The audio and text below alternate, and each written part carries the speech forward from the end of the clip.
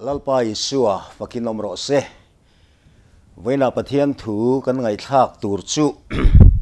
palai rin ti ania pathian thu thiang lim ilo chiarang u thu fingte number som pathum chang som pasari a ilo ngai thang u zual ko suak sual chu thil sual atlulu thina palai rin chu dam na ani kan soinon leange zual ko suak sual chu thil suala atlulu thina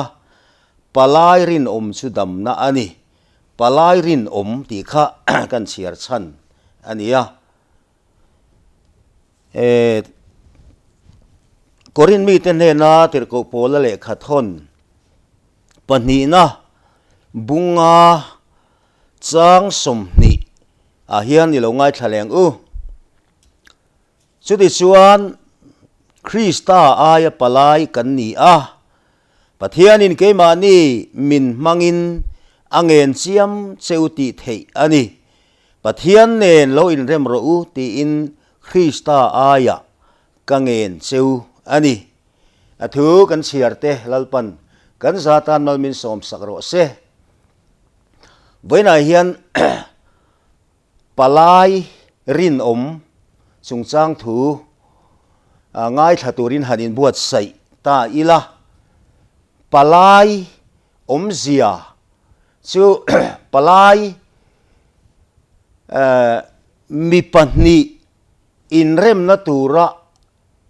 thu cha keng tu hi palai na palai zia chu ani a ti chuan palai rin lo chuan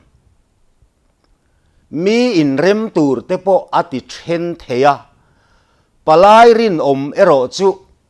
dam na ani a palai chuan in rem lo te in rem tir kha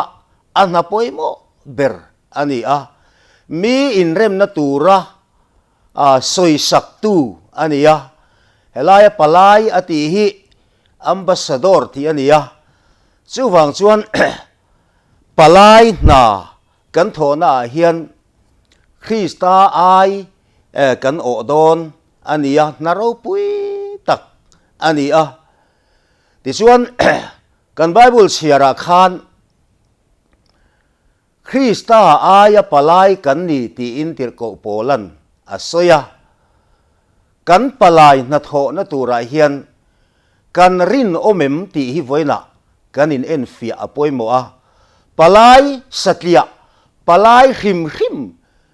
a theya chuti lai chuan palai rin a boka ten palai rin lo a boka palai rin chuan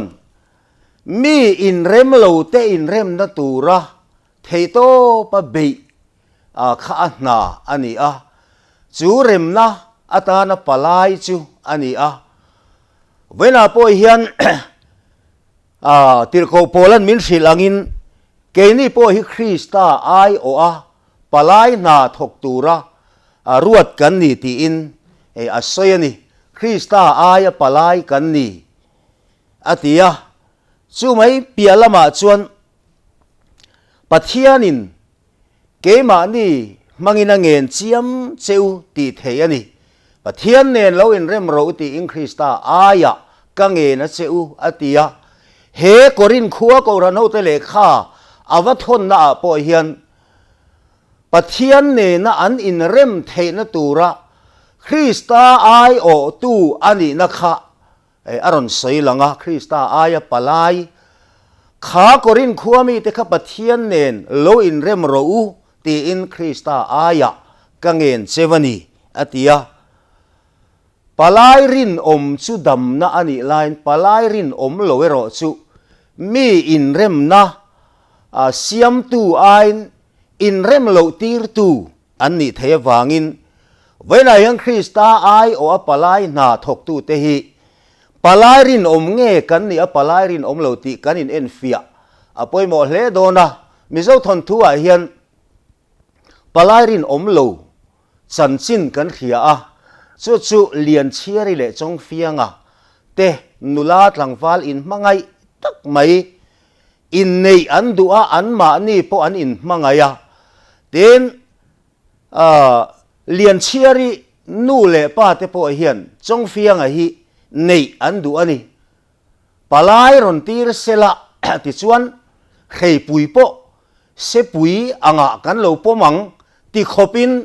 an du ani amaro chu an palai kharin om lo tlat maya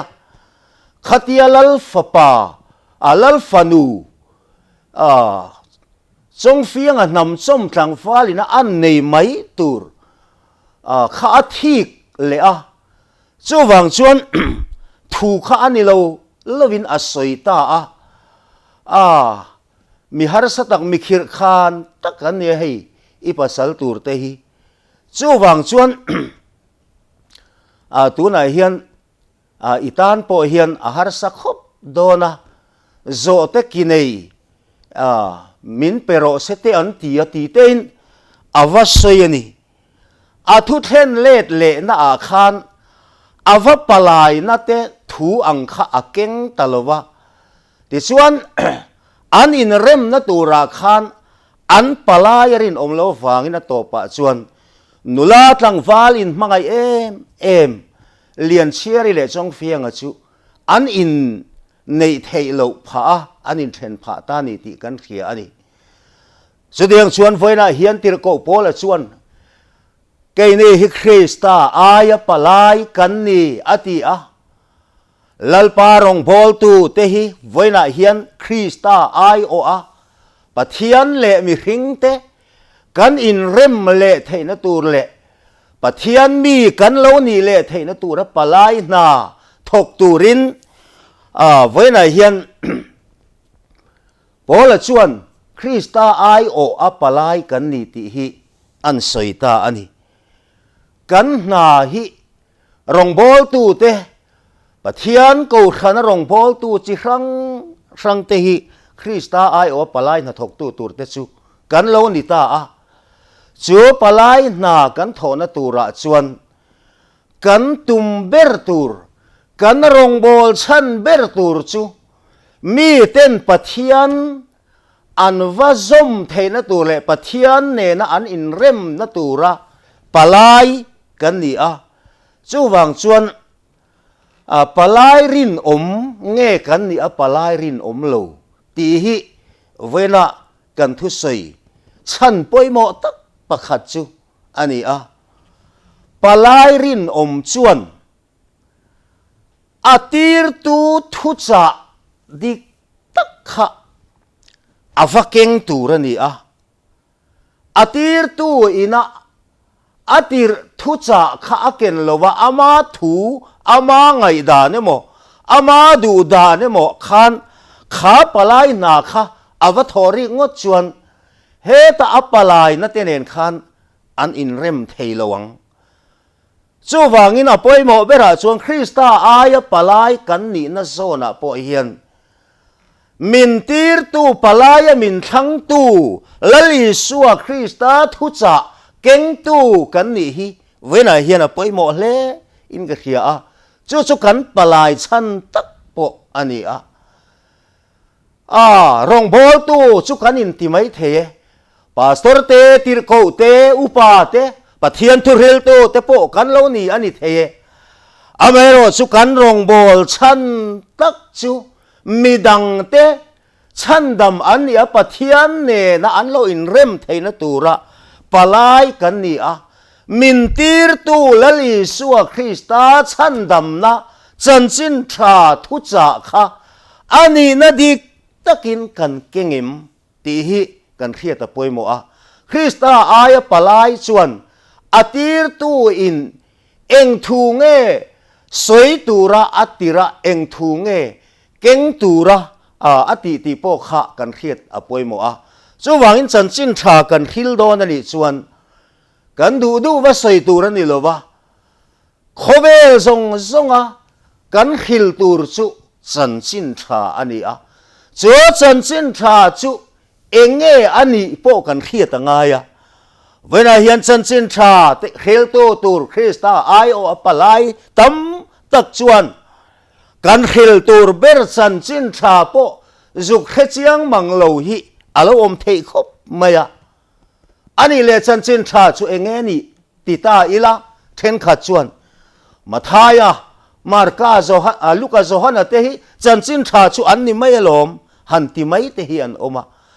ma se chu ani mai lo aziak tu mai zok an ni a ten then kha chuan isu hi lom chan chin tha chu an han ti mai boka amaro chu bible a hian chan chin tha ti azuk soi chu tiang ngot chu ani lowa tir ko pol hian korin thon khat na bung som le panga khan chan chin tha chu a soi ani chan chin tha ka khil kha ka khiat tir le ang cheu chu chan chin tha chu in ring mai ani lowa in pom thlat ani chuan chumi a vek chuan chandam mekin in omani atiani khatia kan lalpa Isu Krista chu kan sual te awanga athia an phuma ni thom ni ami thisinga ta kai thoa aom le akifa ne na ain lar te kha ti na soyani chutiani chuan chan chin tha chu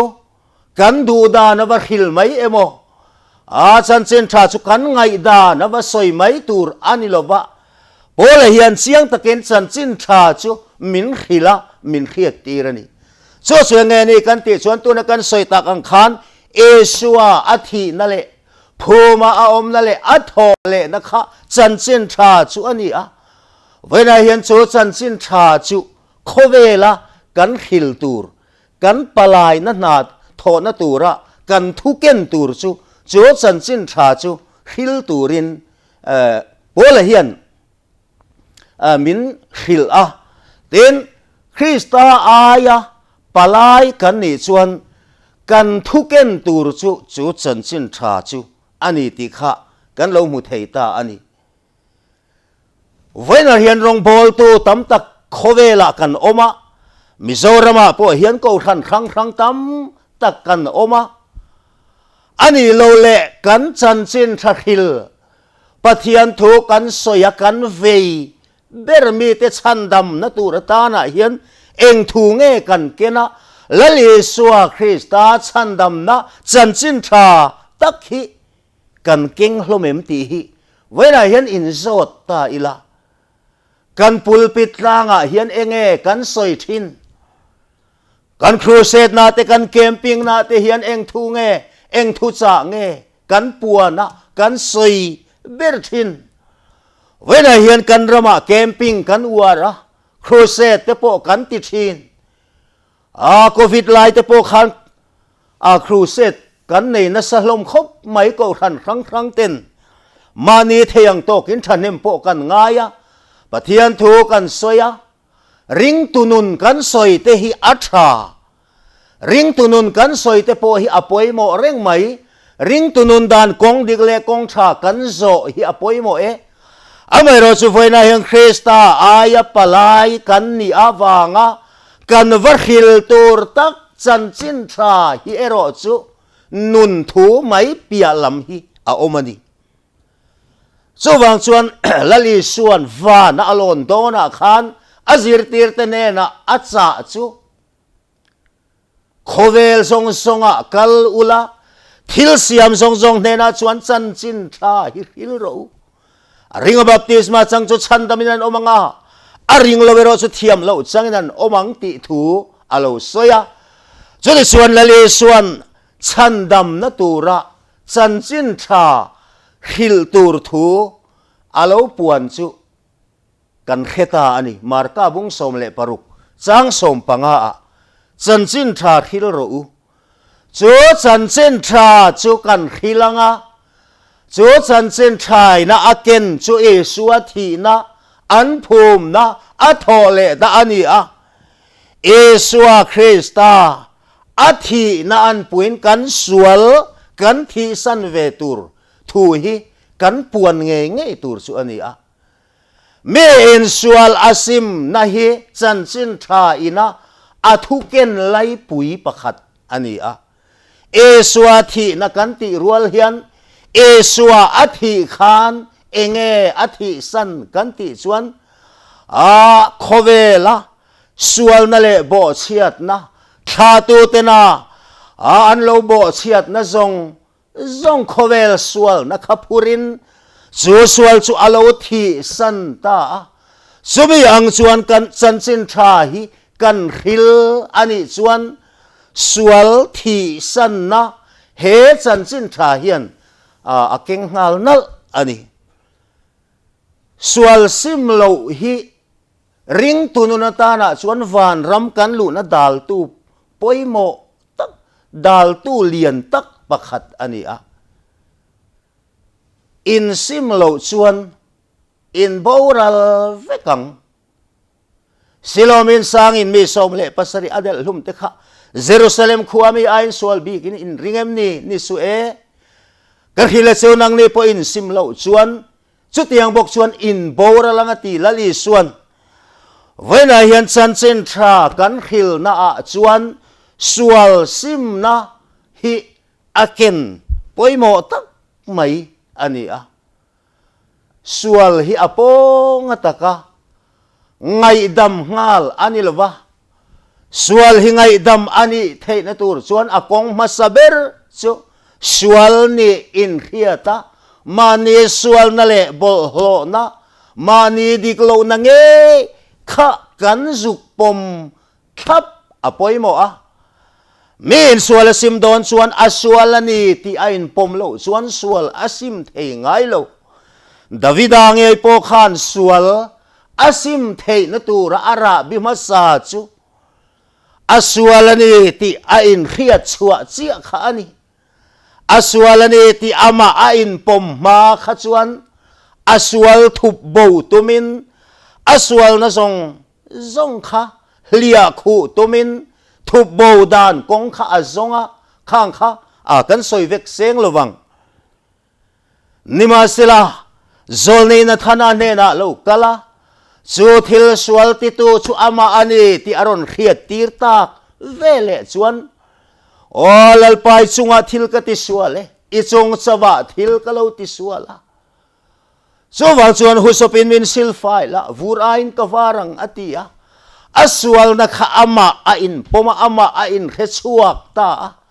sumia tang chia chuan sim na le hoi kir na lalpa lama alo nei thei ta ani vena hian u nau du tak Krista ai o akan palai na thona tura hian chanchin tha kha kan khil tur kan pulpit lua then tu tur kan crusade amun lai li chang tu tur chu chanchin tha hi ani don lom ni kan ram sual na te kan khia kan ram kholo na te po kan khia chung song chu kan simin kan hoi kir po apoi mo le mai ti ro so chanchin trai na aken tak a hi alo ni zo ka so wangin chanchin tha hian thu ken lai mu poi mo tak pakhat chu sual sim na hi ani chumi zo le chuan lali suwa kha athi ani siat satlia mai lova lali suwa athi zo chuan chanchin tha kan soya khan polana soya khan lali suwa athia chumi zo chuan enge lo thengle phu min a om le kan sual kan sim zo khan enge poimo le kan ti chuan chu kan sual zong sima phum bo chu apoimo ta sual hemi in sim ringot poni sela asima nga awangot khan ngai dam alani ngal mai lo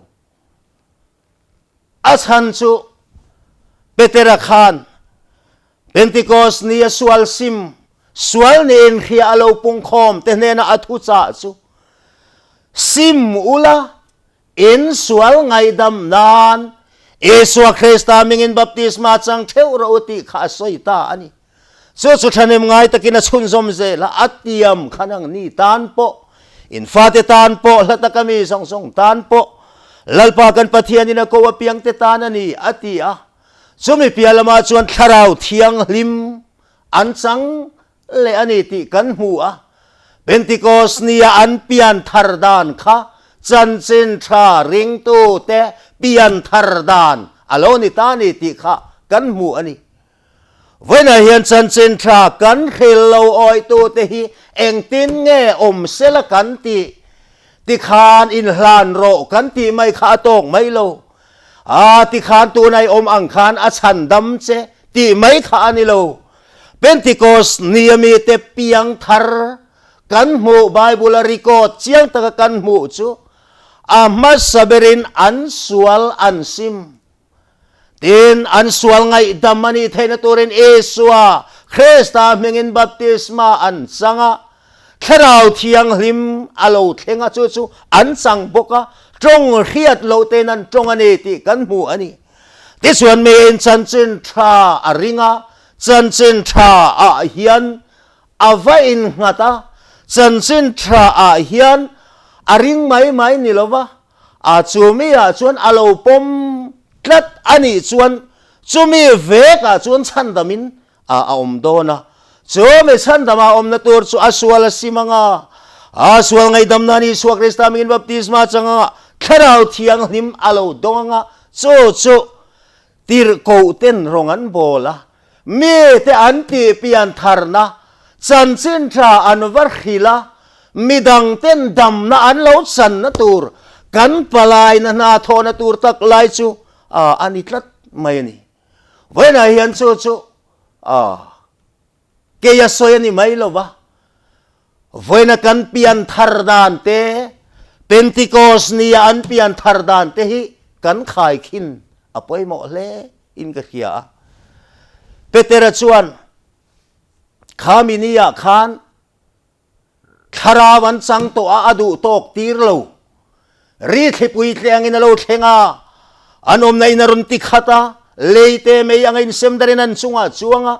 คาราวินตรงตีร์อังอินตรงดังลามินอันโลตรงดังลามาอันโลตรงข้าอัลโตกโลเวลาเห็นแค่เราเทียงลิมซูนัสตะกินันสังจุดเอารุยอังไม่อันอมันเติกันเขียสูแค่เราเทียงลิมันสนะชวนเปเตระเฮียนอดูโตกสันไม่โลตีนขติลายโลกัลคอมีปุยตำตักเตขานเปเตระเนนะชวนเปเตรันทูอันฮิลโซอาคานอินเคนเบอฮีเทียนินละเลคริสตานิโฟมินเซียมตาติอิสราเอลนำตินินเคโรเซตีทูอันฮิลตาข้าเป็นติโกสเนียเปเตระทุสอยง่ายขัตูทรงโลปุงคอมเตคานเอสัวคริสตากันเมเซียขักันโลเคนเบอฮีอันนี้ตีอันินเขียดคานอันอินชีระปอยันตีเยสัวอันเข่งเบตานีเมเซียอันเบเซเบระคอันเข่งเบอฮีอโลนีติเปเตรันอันนำมิงชาลเมวินอิสราเอลนำตินินเฮโรวันติเมวชวนปอยันตีอันอินชีระโอเมเซียขักันโลเข่งเบตอานิโมเมเซียขักันเข่งเบเมเซียกันเบเซียขัอโลนิเรงอานิโมตีนันเขียดขันอันริลรูนาอันถิ่นลงจูชุนอังอโลนิตาตีนิค่ะเวนาเฮียนจุดยังคบสวลนี่เอ็นเขียสวลนี่เอ็นปมาเปเตระเนนอันโลกัลขานปูเตอูชันดมากันอมเทนานเองตินเงกันตีตากังเมเซียกันโลเข่งเบตเซียปอยนัสตักกันโลคอยตเซียเองตินเงกันตีตากังอันตีขานเปเตรันซิมอุลาเอ็นสวลไงดำนานีสวคริสตามิงินบัพติสมาจังเทวรอุติฮิอโลฮิลตาอันนี้จุดส่วนเอสวคริสตามิงตีฮิปอยโมเอ็มเลฟานะมิงซงมิงจุงนุงเบรอันนี้มิดังตัวมาเนน่าฉันดำนาอมโลฟันหน่วยมิหิงสักซิงมินฉันดำเทยตัวมิงดังเร่งอมโลช่วยสัวมิงเจ้าโลสู้อันสัวง่ายดำเทยตัวมิงดังอมโลสู้วังชวนกลสาบุงทุ่มจางส่งปัสเรียเพชวนโบลคานกลสามีเตเขียตีระอินตีอภิยังจุทุสโยเอโมทิลตีเอโมลัลปาเอสวาคริสตามิงอินติเวกโรวตีสู้วังชวนเอสวาคริสตามิงฮิกันสวลไงดำนะตุรตานะมิงอมชุนอันนี้ tin mi piang thar sela kan ti hian eng tiang chia hinge an pian thar dan tur với là hiến trần trên trà chú cần khi lăng á ăn lầu ring á ăn lầu ô yang á ăn lầu piang thar don ta ăn lầu pian thar chuan eng tin chia nghe xe là cần ti ăn pian thar dan tur kha cần khiết lộc te la chú pian thar na kong chú cần cổ mu angaya chú cần palai na po ani a lali suwa kan zo na bung thum changa a Nicodemus nena anin biak na khan mi tu po tuya le kharawa an pian lo chuan pathian rama an lut thelo wang ati a chu di chuan tui le kharawa pian chu angaya mi apiang do na ni chuan isua a apiang do na ni chuan tui le kharawa mi tu po an pian angai ti min filani mi tu po ati hian engko khan po a huam vek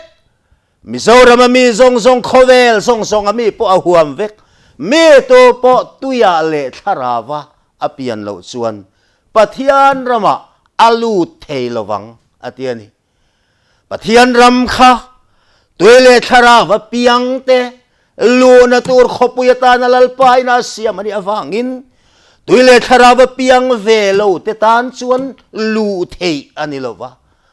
a an lu an phal lova ni lova ma se alu thei lo zo kani motora hian atui kan thuna petrol te diesel te kan thun lo chuan motor kha akal du lo ani lova akal thei lo ani chu tiang chuan van rama kan lu thei na tura chuan tuile thara wa kan pian nge angaya chan chen tharing to te tuile thara wa pianga an sual te sima sual ngai dam na na i suwa Krista minga baptisma changa a lalparam lu thei tura sual ngai dam ani na chu ani awangin vena hian Krista ai o apalai na kan tho na hian chung tho te chu a ma na petera te khalo thole ta sela kan pulpita lo ding sela heng thu te Pentecost ni asarmon hi ron soile ta sela kan ruai theyangem lali suwa Krista thu soi me to po tuya le thara wa apian lo chuan pathian rama alu theilo wangati te hi vena hian ron soile ta sela hei chu khoi lai rong bol tu nge moni le UPC rong bol tu ni mai lo mo ti in mi tam tak chon kan thlir mai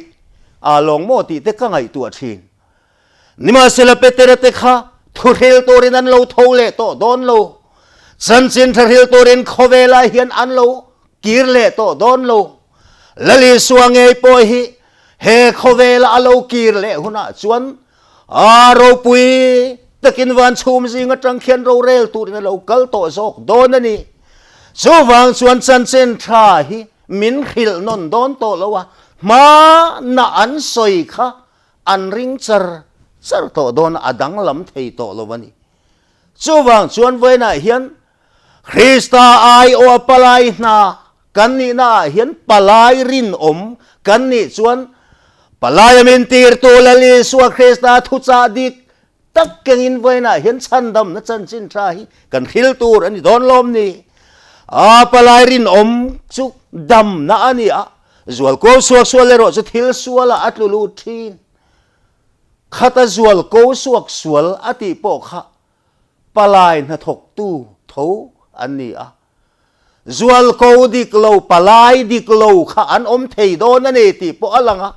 nima sela palai rin chu dam na ani o chatuana chandam na lalpa a kan dam na tur sual ka tanga kan lo dam na tur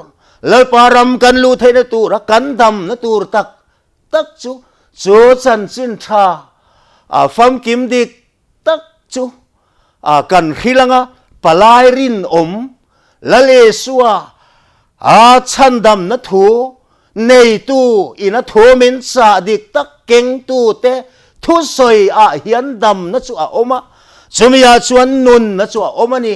chu wangin voina hian palai rin om kan ni theyangem palai rin om chu dam na ani o palai rin om lo ero chu in rem tur nge po in rem lo tir thei tu ani awangin voina hian khovel mi tele lalpa kan in rem tir thei na tu ra khovel hielo dam thei na tu ra chandam na chang lo ten chandam na lo chan thei na tu ra kan palai na tho na hian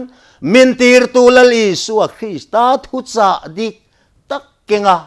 a khovela hian palarin om ni tura kan in buat sai ava poimo em thu kan soi telal pan kan sa tan mal bi som sakro se amen.